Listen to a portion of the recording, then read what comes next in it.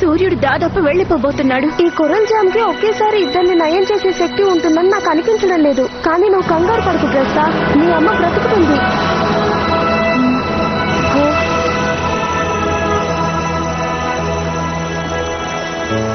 Thank you princess.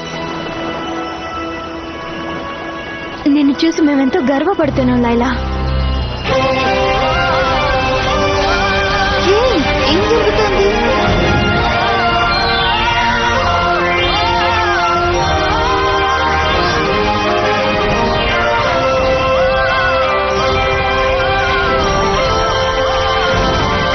తనంత అందంగా ఉందో కదా. అద్భుతం. అదే పూర్తి స్థాయి ఫెయిరీస్ రూపం. దీని గురించి పారగొండ చెప్పింది.